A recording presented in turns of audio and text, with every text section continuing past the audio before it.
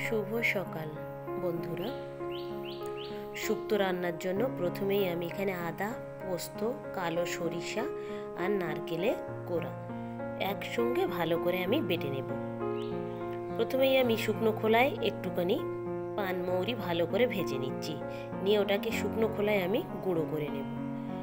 প্রথমেই আমি প্যানে জল দিয়েছি, জলটা ফুটে যেতেই এখানে আমি পেঁপে আর আলুগুলো একটু 70% মতো কুক করে নিচ্ছি। যেহেতু যেসব সবজি দিয়ে আমি শুক্তোটা রান্না করব তার মধ্যে এইগুলো একটু শক্ত সবজি বা সিদ্ধ হতে একটু দেরি হবে, সেই জন্যেই আমি লবণ দিয়ে এটাকে সিদ্ধ করে নিয়েছি। কিন্তু আপনারা ভুল করেও যেন এই জলটা ফেলে দেবেন না, এই জলটাও আমি রান্নার সময় পুরোটা কাজে লাগাবো।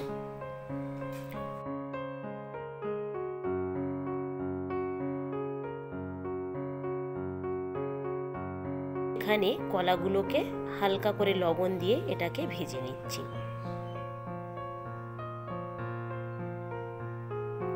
কলাগুলো ভাজা হয়ে যেতে আমি এখানে ডাঁটাগুলোও ভেজে নিচ্ছি। তবে ডাঁটা ভাজাতে আমি লবণ দেব না, ঝোলে যে লবণটা থাকবে সেই লবণেই ডাঁটার ভিতরে লবণটা ঢুকে যাবে। এবারে আমি খানিকটা বড়ি ভালো করে ভেজে নিচ্ছি।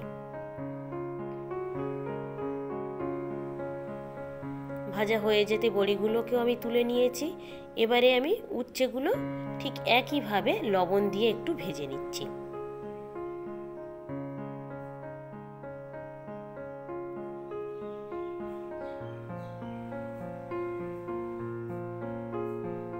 এগুলোও আমার ভাজা হয়ে গিয়েছে, এগুলোকে ঠিক আমি একইভাবে তুলে নিচ্ছি।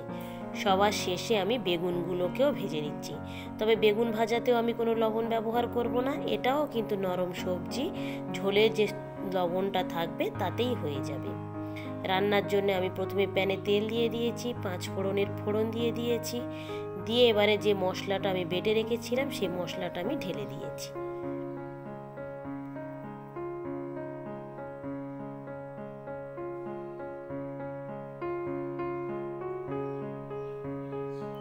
খুব সুন্দরভাবে মশলাটাকে আমি আগে কষিয়ে নিচ্ছি, আপনারাও কষিয়ে নেবেন। নেয়ার পরে আমি এখানে প্রথমেই আলু আর পেঁপে সিদ্ধগুলো দিয়ে দিয়েছি, দিয়ে একটু ভালো করে নাড়াচাড়া করে নিচ্ছি।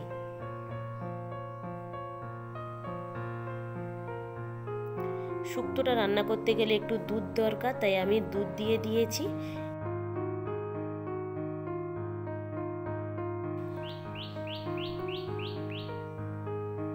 এবারে আমি এক এক করে যে সমস্ত সবজিগুলো ভেজে তুলে রেখেছিলাম সেইগুলোকে আমি দিয়ে দিয়েছি।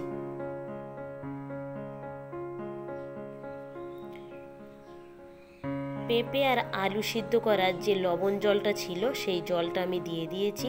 এরপরেও যদি আপনাদের কারো লবণ লাগে তাহলে আপনারা বুঝে শুনে লবণটা ব্যবহার করবেন।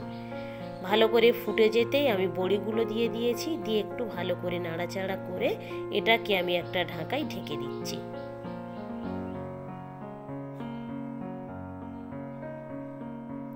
খানিকক্ষণ পরে ঢাকাটা খুলে আমি দেখে নেব আমার বড়ি এবং সবজিগুলো কি অবস্থায় আছে বা কতটা সিদ্ধ হয়ে গিয়েছে।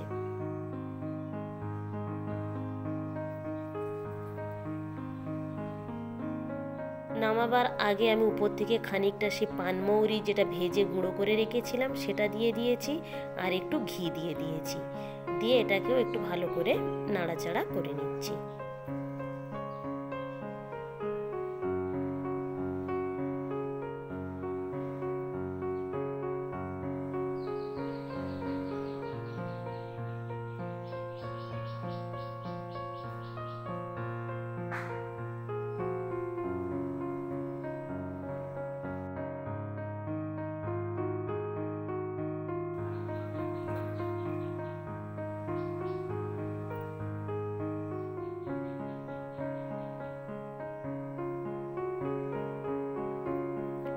একেবারে তৈরি হয়ে গিয়েছে আমার শুক্তোর রেসিপি।